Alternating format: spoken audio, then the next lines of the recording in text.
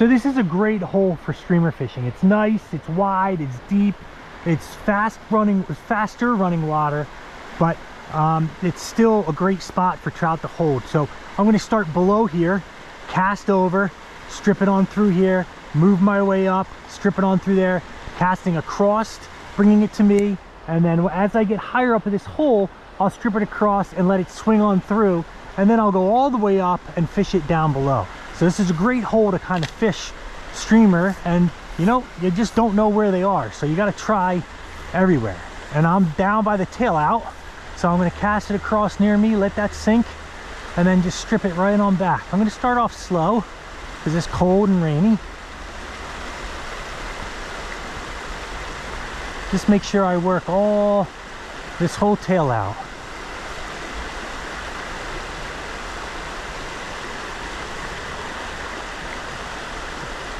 Make sure anyone's back in here before I move up. I'll just get it up into that faster current, let it sink down, and then just strip it right on across. So the theory here is that I'm stripping a streamer across the feeding lanes. These trout are facing upstream, and when they're facing upstream, they're looking for something upstream. If they see someone come flying by their face, they're either going to chase it, or they're going to whack it right away, or they're going to wait and ignore it, and if it comes by again, then they're going to hit it. Which is why I do 2 or 3 casts and do sort of the same kind of strip in the same area, just kind of differently. I do a little strips, I do slow strips, I do fast strips. I just kind of switch it up, just because you never know how many times that trout is going to take to look at it and say, all right, I'm eating that thing, it's pissing me off, or I'm hungry, I guess it is something worth eating. And I'll just continue to move my way up here.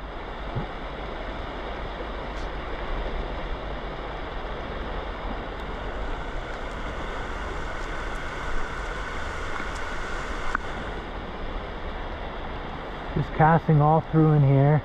And now when I'm up here, I can let it swing down through there a little more. I have that opportunity.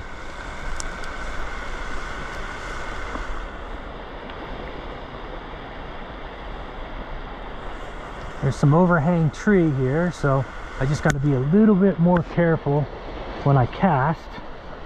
It's so cold, there's little icicles coming here. And I need to cast sideways now because there's the trees are kind of here, hanging down. And usually when the trees are like this, I don't really want to mess too much, so that's when I'll just kind of move up above it and then just kind of strip it on through this area that I wasn't able to get to because of the fallen limbs.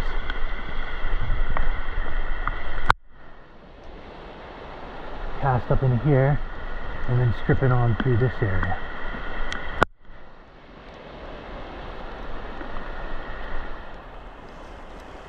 There's a whole section of water that I didn't fish because of these fallen down branches. So I'm going to try to do it now.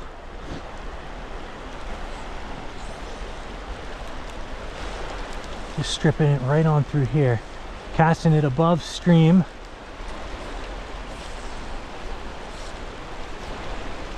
Getting it way over there. Giving time for my flies to kind of come down into this hole, and then I'm just going to strip it right on through here. It's a stripping area where I didn't fish because of these fallen down trees, so I'm going to fish it from above.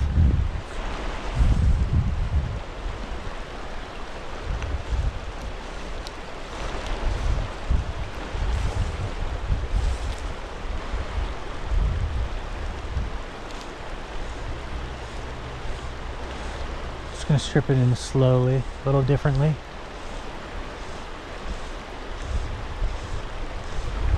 Then I'm going to let this dead drift in here.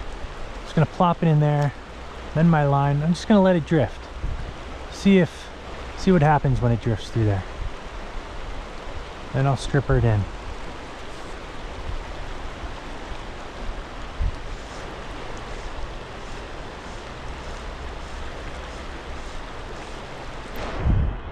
Then I'll continue to work my way up. You never know where they are. They could be up into this faster current. They could be right here. Actually, I'm going to try right here. They could be right here waiting for fish to come right around this bend here. See how the water is nice and slow?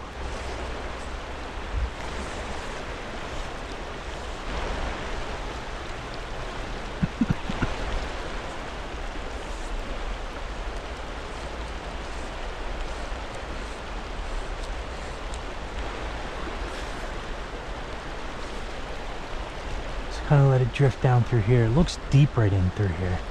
Looks like a great spot for, ooh, a trout.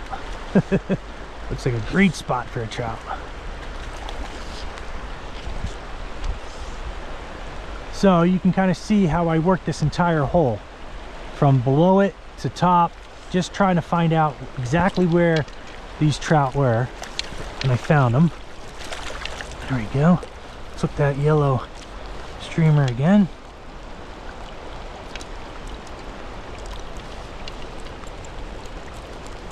Gorgeous rainbow.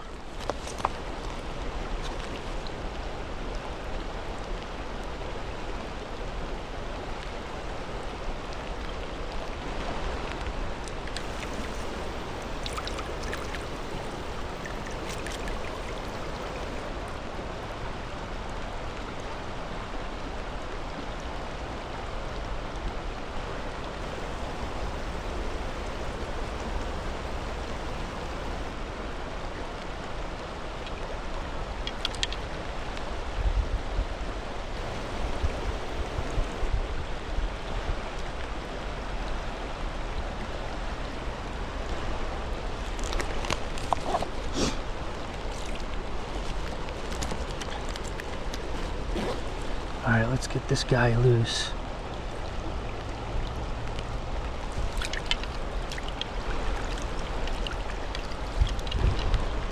Gorgeous trout. Oops.